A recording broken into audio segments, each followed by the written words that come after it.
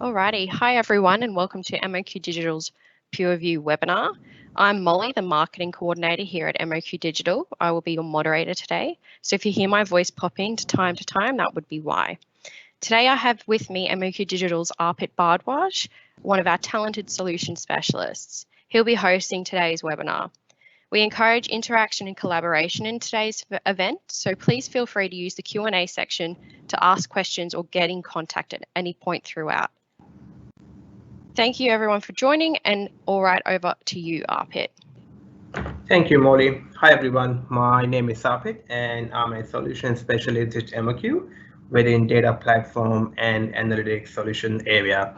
In today's webinar, we will be talking about data governance with Azure Purview, and I'm really looking forward to share some of the platform capability and as a MOQ how we can deliver to ensure that you're getting the most out of your data governance when it comes to the data estate. In terms of how we would be looking to cover the agenda in today's session, we will be talking about Azure Purview, bit of an introduction, and then really understanding what are the features and capability, followed by a demo, because demo, I believe, is a powerful way to be able to showcase what are some of the use cases and how really we can take the advantage of underlying technology to be able to make the intelligent decision.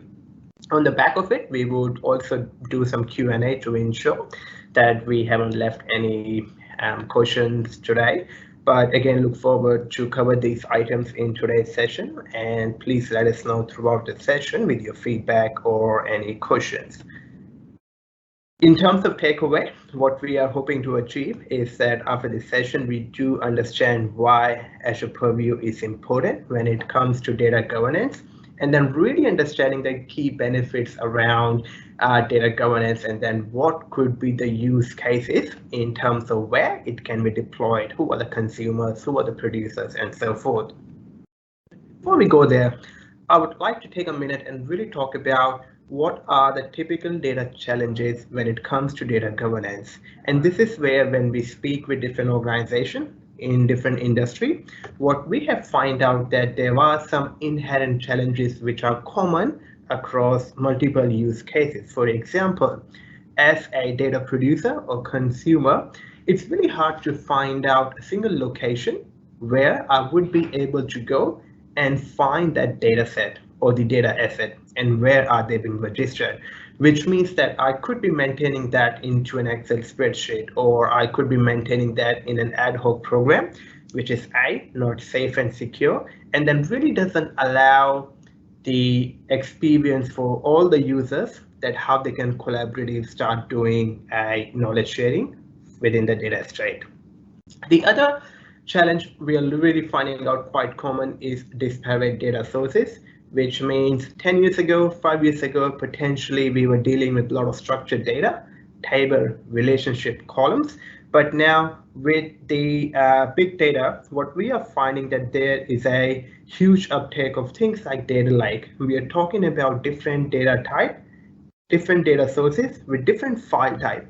So how do we create a data governance layer which could help us to understand and work with different type of data sources? That is becoming quite evident when it comes to challenges. The third part is accessibility again. What sort of tools and interface we are providing to our user or the data producer that they can easily register and access those data set information. We find that there's a big lag, and why the challenge could be their user interface is too hard to use, or we are using manual process and so forth. Now, it leads to some operational challenges, and these operational challenges are more about data ownership. What we are finding with the adoption of different tools and collaboration methodologies within the organization, that the one answer is not answered, one question is not answered, is who owns the data? Who is the data ownership like? And this is where what we're finding that the tool for the data governance should be able to clearly articulate that who is a custodian of data set. The other three are sort of an overflow effect of the challenges we have talked about. For example, descriptive metadata. We have a data asset which has been registered.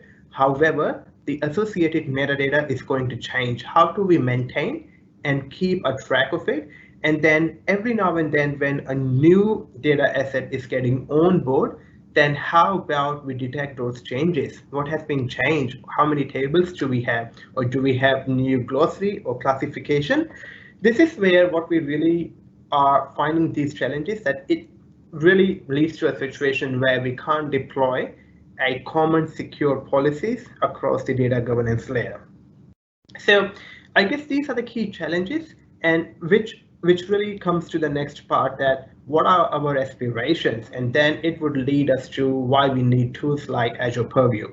Now, when we talk about the data governance aspiration, the very first one is how do we maximize the business value of the data? The data is new oil, we all have heard about it, but if we do not understand the data, its description, its metadata, how do we locate and find the use case of it?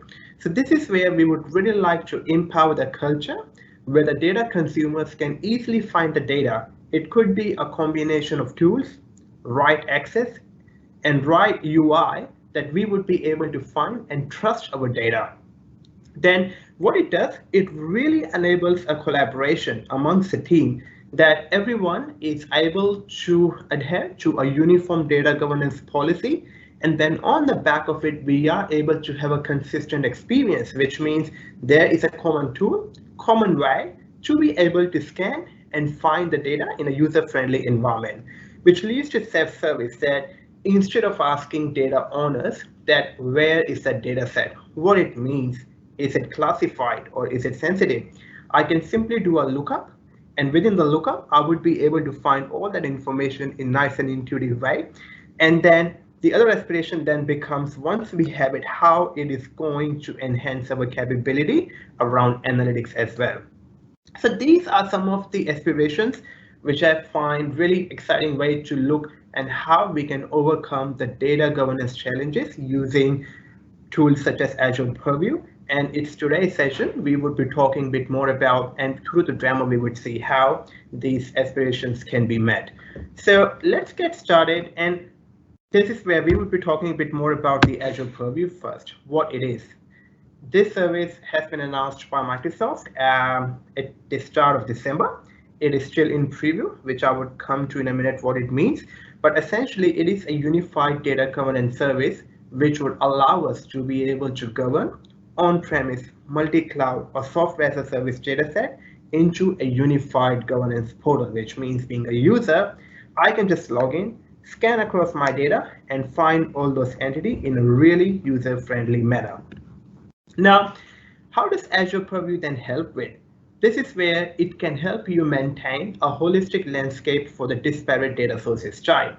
I could be having a SQL Server, I could be having a Azure SQL database, or I could be having a data lake, and that data lake could be across different cloud providers as well.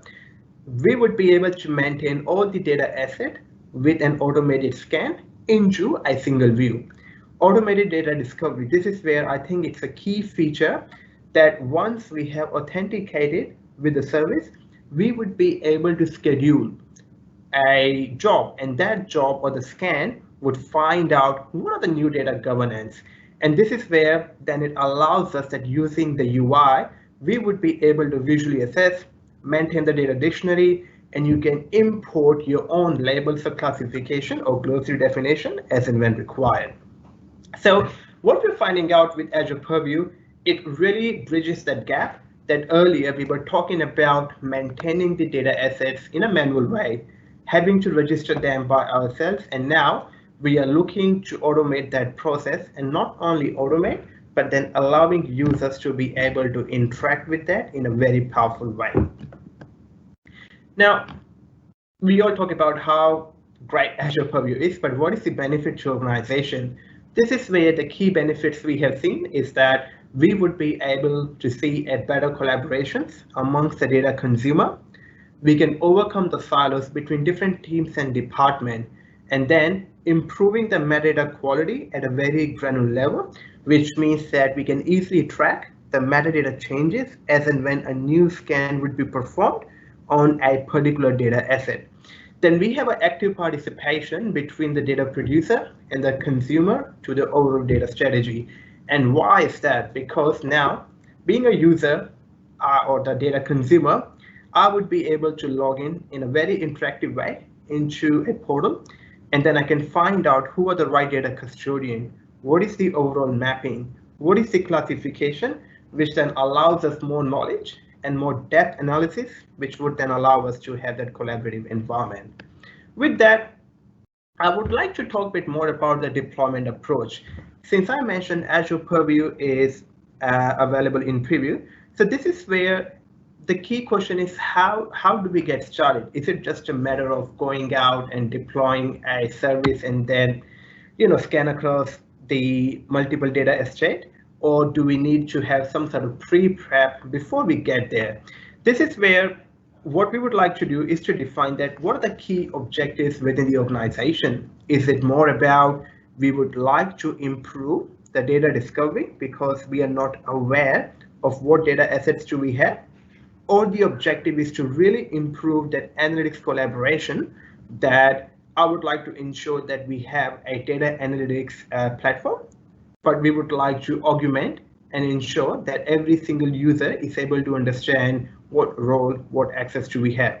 Or we would like to ensure that all the data assets which are being captured, then we would like to achieve a bit more granular tracking around it as well. So this is where we need to define a high level objective, and then these objectives would ensure that A, you're able to set up a data governance, B, we are able to ensure that a data-driven culture is truly adoptive between the producer and the consumer, and then we are reducing the operational risk because everyone has a trust in the data, and we would be able to go out and start deploying technologies and data assets in a faster way. Now, once we have identified the objectives, then the other ask is, what are the functional requirements? Who would be consuming this data set? How we can scan it? How often we can scan the data set? Or who would be able to modify the content?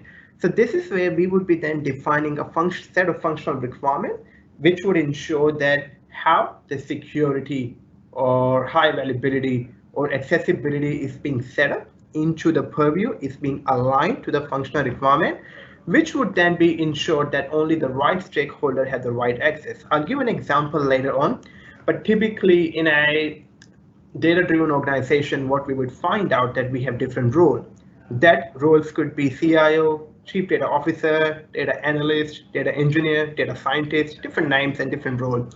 So how do we ensure that each of the stakeholder is clearly defined as a persona within the Azure Purview, which would then lead to a key scenario. And the scenario could be, are we doing cataloging? Are we doing discovery? Or we would like to understand the sensitivity label. So that would then define the use case scenario, which leads to doing a deployment. Deployment leads to proof of concept, which then can be productionized to achieve the end initial requirement. So this is where what we find that these are the recommended approach in terms of how we can lead to a deployment. And this would then involve doing an assessment, understanding the key objectives, what are the functional requirements, and involving all the right stakeholder, which would then lead to a deployment model being customized and being available as per the user requirement. Now, what we have seen so far is a bit more about the data governance and then how Azure Purview can really help with that with a right deployment approach.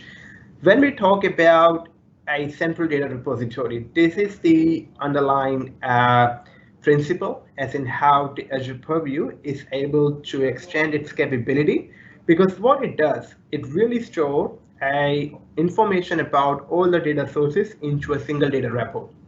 That could be then accessed by developers, analysts, or data scientists.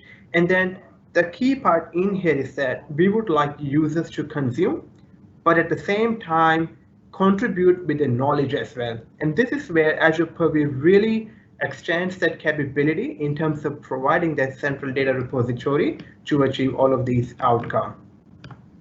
Bit of a fun fact, it is built on top of Apache Atlas, and what we would find out, if we can access the APIs in a similar way, because that has been the backbone of how it manages the metadata and the underlying governance capability. But happy to share more information around it after this session. But I think it's good to know what has been the development path of a particular platform. Now, the good things. Azure Purview is in public preview. Now, what is the difference between public preview and GA? So first of all, this service is hosted on Azure platform. You need to have an Azure account to be able to deploy. And at this stage, this service is available in public preview. More information can be found at a particular link, which would be provided later as supplementary information as well. But this is where it is great to get started with our concepts and ideas in terms of governance and start evaluating this technology in the right space. But it is to ensure that how do we sort of manage service agreement because of the classification, whether it's in preview or GA from an Azure platform point of view. Pricing. The good thing with the public preview, a lot of things are included into the existing pricing model as well, or they are not being charged. But to give an example of how this is being deployed, we have a capacity unit which comes in 4 or 16 at the moment. I'll show you how it is being created in the demo. But this is how we would be able to create a Azure Purview instance in one of the region, and then we would be charged for things like accessing the data sources on per core. Some of the things are free at this stage. For example, metadata storage, which goes up to 3 gigs, or it could be accessing Power BI or SQL Server on-prem. However, it is subject to change because this is still in preview. So keep an eye or keep a track as in how it sort of affects the product development in the next few weeks or so. Okay, now the greatest part. We have all talked about what Azure Purview is, but what essentially it can do. And by no means this list is inclusive of everything. And I'll give an example. So Azure Purview, the good thing about is it provides the native data connectors to be able to get started in fairly quick manner, which means that if I have an Azure instance and I have these services being deployed, I would be able to connect with them in minimum time. Similarly, it could be that other parties provider as well, which I can connect with. And I saw an update a few days ago, and Azure Purview even supports things like scanning through an Amazon S3 or Amazon bucket as well. So this is where it is quite an interesting space because the capability in terms of how we would be able to connect with a data source and then performing scanning, incremental scan, classification, or lineage is available across multiple technology stack. So this is just to give an example that how the data sources connectors are being available, and over the time it is getting developed and more data sources are being added. Now, again, finding out the right use cases for consumers and users. Being a data consumer, as an example, what my persona could be. My persona would be, I would like to find a data with the right location and the address. Or my persona could be, I'm looking to find out how sensitive my data is. In the other words, I could like to find out, is that data relevant, which can be then created with different words like bronze, silver, gold, or how we simplify the data access to start with. So these are some of the use cases which we have seen are quite evident in terms of how we can deploy a data governance using Azure Purview and then ensuring that these use cases can be satisfied. Okay, now let's talk about the prerequisite. If we were to have a Azure Purview, first of all, we need to have an access to Azure subscription. It can be development or production. We need to have the capability to be able, or permissions, I should say, to go out and create that Azure Purview and then access to the data sources as well. I'll give you some of the examples in the demo, but this is the bare minimum we would require to be able to get started with the Azure Purview. Now, on top of it, if we would like to do labeling or getting access using Microsoft Information Protection, then we require further access to Security Center and then it would allow us to do a data labeling as well. But once we have this prerequisite, then we would be able to dive into key concepts when it talks about Azure Purview. I'll give a quick summary because it would be much more relevant once we jump into the demonstration. But in terms of key concept, what we have called is registration of the data store, which means it could be a data lake, it could be a database, but we would be able to register and scan that. Then we would be able to do a discovery within the data store, which means each scan would be able to find out what new data assets has been added, what are the new tables. Then understanding data lineage. Now data lineage is supported for a lot of data sources, but not everything. So this is where we can sort of help you with what data lineage supported data sources are.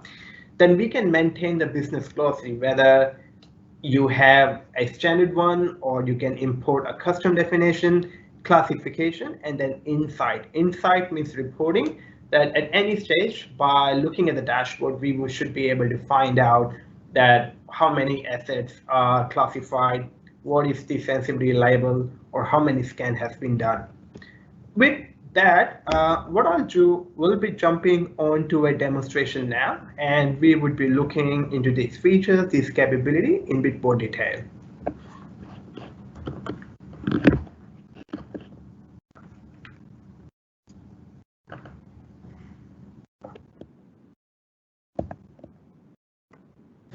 All right, so let's get started with the demonstration. So what we are looking at right now is Azure Portal. So as I mentioned earlier, it is required to have a subscription on Azure Portal to be able to create that service. Now, as any other service, I can simply type in Purview, and then it would show me if I have any existing Purview account. Now, if some of us are aware of Data Catalog version 1 with the Azure, what we knew that you can only deploy one data catalog per tenant.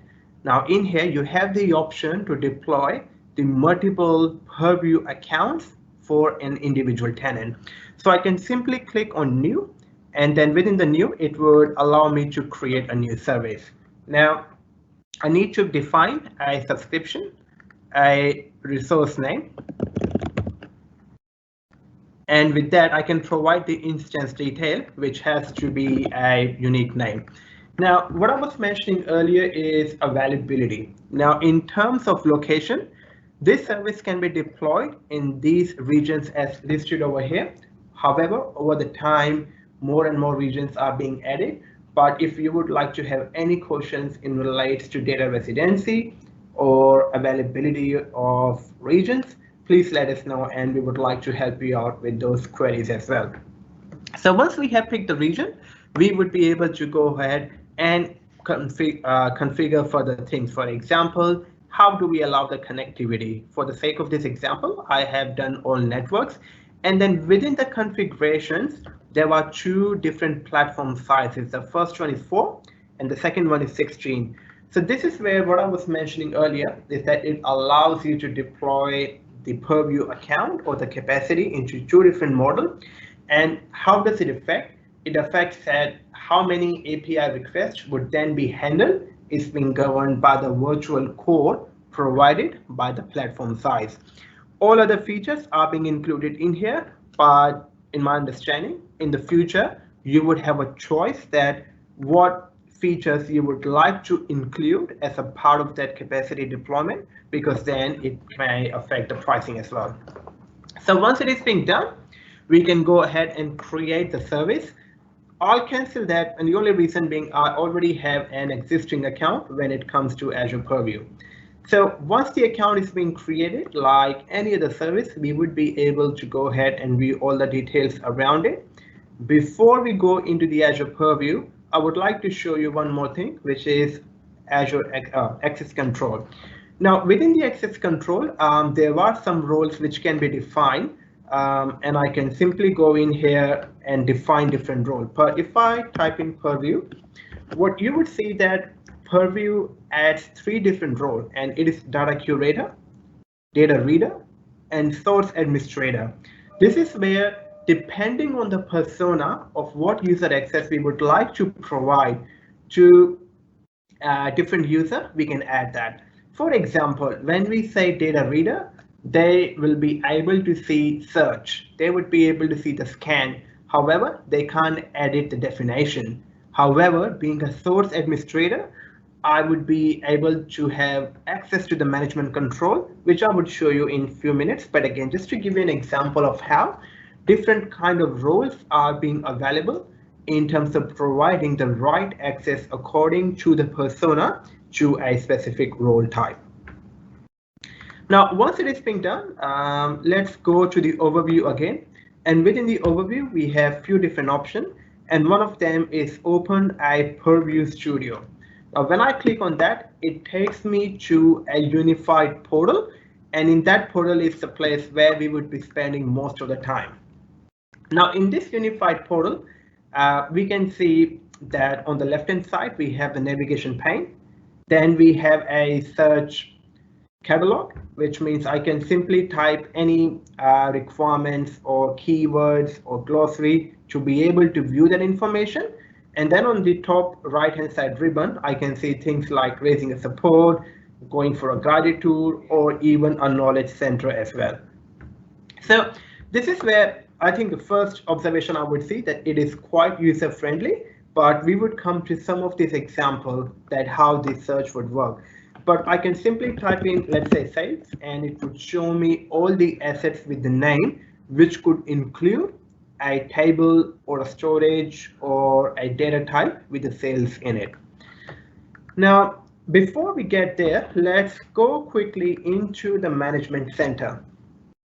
And within the management center, this is the place where an administrator would be able to configure certain things. For example, a uniquely qualified name. And then within the scan rule sets, I can see what are the rule sets which are being available. But at any stage, I can edit the existing one, or I can add a new from the start. Integration runtime, this is more for the use cases when we are connecting with an on-prem SQL server to be able to access the information. So that integration runtime information would appear here. And then within the metrics, we can find out all the operational alerts and everything. I'm leaving classification for now because we'll cover that later. But for existing users of Azure services like Data Factory, now I can simply find out that what data factories are connected. I can add a new one, and using that, all of the information would be available within the Azure Purview as well. And then at the end, we have access control. But these are some of the things which an administrator would be having an access, but not a typical user when we talk about it. Now, let's go back to the home section. And from the home, we can see that there are different options in there. We would cover them one by one. But the very first one is the data sources. Now, within the data sources, what we are trying to achieve in here is to create a logical container such as collection. Now, once we say collection, then on the back of it, we would be able to register a new asset. So we are talking about few terminologies here, and these terminologies are an asset. What is an asset? It could be a single object in the catalog itself, which can contain the definition of an entity, and that entity can be a actual data lake storage, for example. It could be a SQL table, it could be a report, or it could be a data factory entity as well. I can have this view in a table, or I can have this view in a map view, which is my favorite. But this is how we would be able to create the collection and associated hierarchy around it. To create a new collection, I can click on new collection icon where I can define a new name, and then the collection can be made a subchild of an existing one. Now, once we have made the collection, under the collection, we would like to add a new data source. This is where register is quite important. When I click on register, we would be able to find out all the data sources which are available at this stage. If I go into services and app, we can see a couple of options in there. Power BI. Now this is great. You would be able to connect with your Power BI tenant, once you allow the service principal access to the Azure Purview, and then it would show you data lineage or underlying report or data sets which are being available. Then we have options for dataset, Azure, or other services, for example, S3. If I would like to scan across S3 and find out what data sets are being available, I can simply do it using the same as well. So once it is being done, now let's check some of the example of how we can view a data asset and then how we can access the data sources as well. For that, let's get rid of that. And I'll type a bit of a keyword, and that keyword could be one of my resource group. Now, when I type that keyword, I'm able to find out that what are the associated data assets are being available, which is being available from that resource group. Now, it is great for a data curator because we do understand where the resources are being deployed and so forth. We can further trim it down and say, I would like to only find out that results from a SQL database. So again, a bit more into the particular asset type.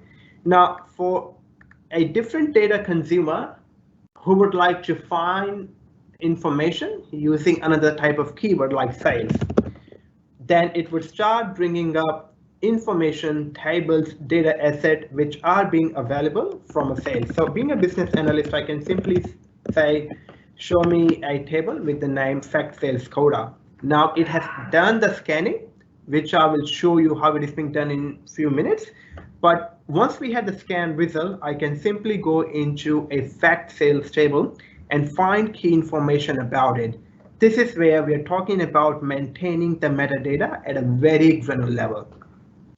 Now, what we would find that this had a right hierarchy. In terms of hierarchy, we can really understand what is the logical server, which database does it belong to, what is the schema, and then underlying table within that. Then I can understand the schema itself and I can make some changes if I wish to, or I can simply go into the context and find out who is the actual owners for the data, or I can add an expert as well, which means if I need more information, let's go and connect with those SMEs. But this is where now we are really looking into a methodology where instead of manually searching for the information, I can simply do a type search and then it would start showing me all the information in there. If I want to edit that information, I can click on to the edit icon and then it would allow me to put things like description. Write in a description. This is a sales table version 1. I would like to do a classification, and that classification is again pre-populated, or you can add a new one as well. But I can say that this is belongs to credit card number. And then on the back of it, what is the business context? Is it financial or is it required for bi-weekly reporting? I can simply go in and add those terms in the business context. Simply within the schema, is it the right definition or do I need to change the data type as well? So going back to when we were talking about the aspirations or how the data governance can work, we are really able to find the asset at a very lowest level, and then we can start looking into maintaining and managing with different aspects like classification, glossary, and so forth. So let's not save it, and if I cancel, the other feature which I really like is now if I would like to explore this table in a bit more detail, I can simply go into open in Power BI desktop, and that table, provided you have the right access, would be open into Power BI desktop. So that's the PBI file with the connection. I can open that file into Power BI desktop, and this is how you would be able to bring synergies using the same UI and tool. Okay. Let's go back and see how we were getting there. We did talk about collections, looking what are the different options which are being available for data sources. But if I click on register one more time, actually let me do a different thing. If I click on register here and I would like to add another SQL database, I can continue and I can find out, provided I have the right access, that what are the different servers which are being available. I can pick right one or the appropriate, and then I can register a new data asset. Now, once it is being registered, then I can simply go in and perform the scanning. In terms of performing the scanning, I would be able to identify which database on that server we would like to scan. I can say this particular database. When I say continue, it would do the authentication, and that authentication is being taken place using the MSI's credential.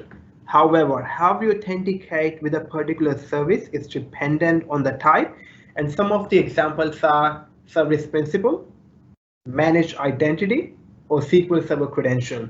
So using these different ways, we would be able to go in and start authenticating with the services and bring the assets. So when I click on continue,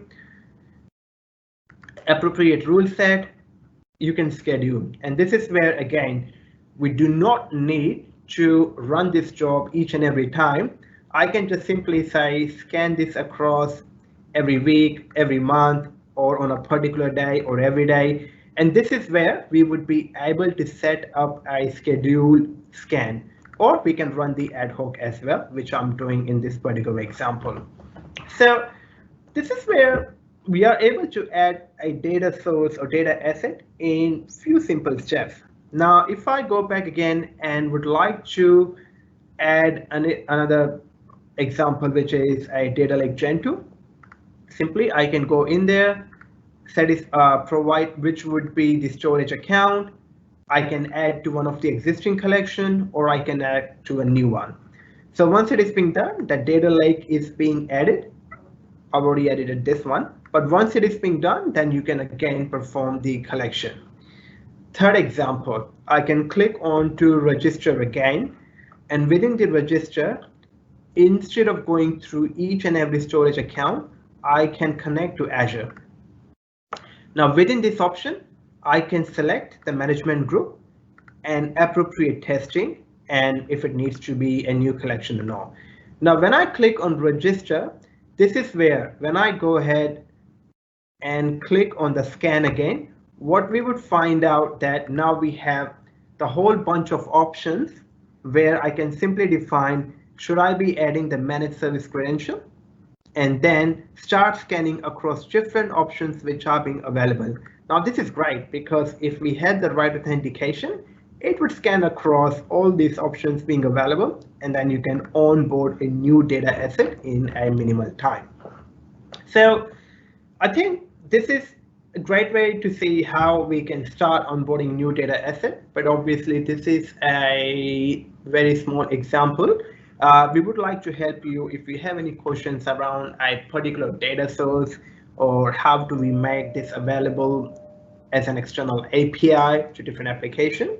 But again, just wanted to highlight where we can add the data sources in here. The next section we can talk about is glossary, and glossary is where we are defining the definition, which could be a business requirement, it could be a compliance requirement, or it could be a reporting attribute. For example, I can simply go ahead and I can create a new term.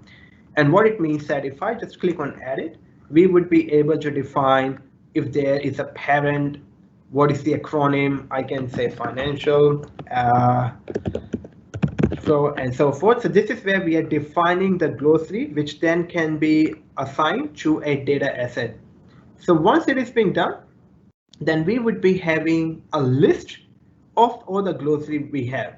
Now, the another question could be, what if we have a CSV template, which we have been keeping from the past, or is being more applicable? I can click on import terms, and then I can add the appropriate template.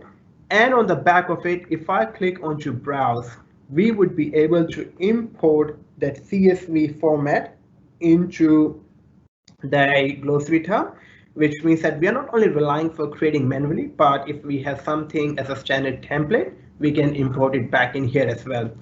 And why it is important, now I can simply go in and type into keyword, show me the data asset which are being tagged with the keyword financial, and I can go in there and find that out. So this is about the glossary. Now, Before we go to the insight, we can quickly go into the management center. And within the management center, what we have called is classification. Now, classification can be system generated or it can be custom. So these are the pre-built ones which are being available and constantly being updated, but we would be able to provide this classification to our data asset. And that's where we can find out what is the label, is it a sensitive data and so forth. What I haven't got in today's session is the integration with Microsoft Information Protection, which is a part of your 365 license, M365. So if you have information protection enabled there, you would be able to provide and make those sensitivity label applicable to the data assets available in Azure Purview. But if you would like to know more about it, happy to help or answer any questions after this session. Now, we can create our own custom classification as well. Again, we can define that, and on the back of the custom classification, now both can be used in here. What it means again, in simplest term, I can go in and I can look for the HR data, and now all the data assets which would be associated with that particular classification type would start showing up here, which means I can go ahead and find out, again, overview, schema, any data lineage, context, and so forth. Once we have deployed, once we have added data sources, then the next part is insight, and having the insight at a very macro level is great, which means we would be able to find out at any stage how many data sources do we have, what are the discovered assets, and then classification on the back of it.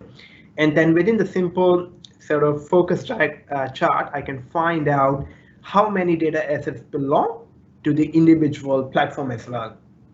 And then on the back of it, I can find out, let's say, things like Glossary, which means how many data assets are being used with the appropriate Glossary definition. Classification, let me see if I have got some data. Yep, great. So within the classification, we are able to identify what data is being classified as government, what is personal, what is the HR, financial, and so forth. And you can view that how the uptake has been from the week before or the week before and so forth. So this is where we do have a great understanding around, and imagine we have great GDPR laws and everything which would make us to be compliant to this kind of data set. So if I can find out that a person name and an email address or a phone number or a credit card is being available into a data asset, are we able to identify? That's number one. And once we identify, how we can manage that. So these are the implication once we have that knowledge in front of us, that we have that kind of data set being available. The last example, which I really like, is file extension. I can simply find out that what sort of file extensions do we have? Do we comply with that? And so forth. So this is a bit more about the insight. Now, the other thing which I wanted to cover is integration with different technology stack like Synapse and Data Factory. So I'll quickly go into these two examples. So I'm going outside of Azure Purview and I'm back to my Azure Portal. Now within the Azure Portal, I have got an instance of Synapse Analytics working. And as we know, the Synapse Studio is quite similar in terms of feel and look when it comes to Azure Purview. So I think the underlying design is sort of same. Now, when I go to the Synapse Analytics, it is great for the user for Synapse and existing Data Factory that I can go in and I can connect my Purview account without leaving this window. What it means that for all the users who are aware with the Synapse, I can go into Manage, and then I can connect to the Azure Purview. Now, it allows me to connect with the right Purview account, and the implications are, if I go to the data section, or I can click anywhere, I can do a quick search and I can start typing financial. So for a data engineer, we would be able to find out by typing in a keyword that within the Synapse itself without going to the Azure Purview what these data sets, assets are. Similarly, I can say sales, and it would go ahead and find out all the sales data which is being associated and available within that Synapse analytics. So this is a very nice integration, and then I can go in and start editing information, do schema, lineage, context without leaving that view. Same principles applicable for Data Factory. So if we are a Data Factory user, I can go into the Manage section, and within the Manage section, I would be able to connect with the Azure Purview account, like I did in the Synapse. Once it is being done, I can go back to Data Factory and I can click onto search. And now I can try to find a specific information such as watermark table.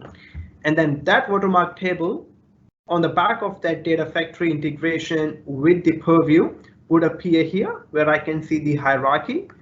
I can see the schema, lineage, and then I can go into start editing that information as well. So it's great that how we are able to easily connect with these data assets within the Data Factory or Synapse as well, which to me personally is a great way to be able to interact the services. So this is what I have got in front of demos. Hopefully this great demo in terms of really understanding where the Azure Purview can really help us to provide a unified data governance when we talk about logging into the portal, really searching for the data assets, scanning into an automated way, and then deploying the glossary inside the right set of information to make a collaborative environment for data producers and data consumer. Now, I will go back to the presentation I was mentioning before, and these are some of the examples of what we can achieve with data lineage as well. So if you're going to connect with your existing Power BI report or the dashboard, you would be able to completely see the data lineage and its asset within the Azure Purview. So another example of not only the table, schema, data lake, but it extends all the way to Power BI. Now, important things. There are some limits. When I say limit, it's not a service limit, but it's good to understand that what sort of virtual core, what kind of API calls I can make, what is the storage per account is being applicable at this stage. Now, this is sourced from Microsoft documentation, so happy to provide this information afterward as well.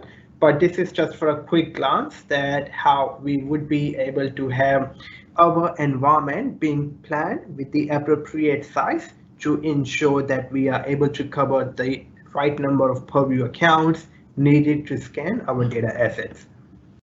So we are reaching towards the end of our session, but what we have saw today that how we can create an Azure Purview service, scanning the data asset, then going through some of the features which are around glossary, classification, browsing, making changes, and then really having the unified data governance into a single portal, which then integrates into Data Factory or Synapse Analytics if you are already using them. These are some of the resources, and these resources can be referred for more information. And I guess the question is, why MOQdigital? Being an organization, we are client focused, where we have a vast experience in terms of solution across different kind of data type and integration layers. What we do provide assessment, planning, building and support for your digital environment.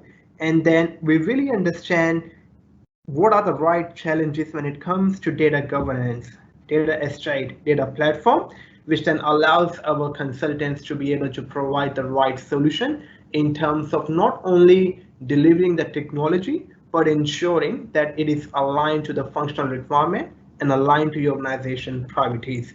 In terms of some of the location heat map, this is where we are, but obviously we are very agile and remote organization as well, which has been tried and tested in the COVID times. So reach out to us for any more information or details.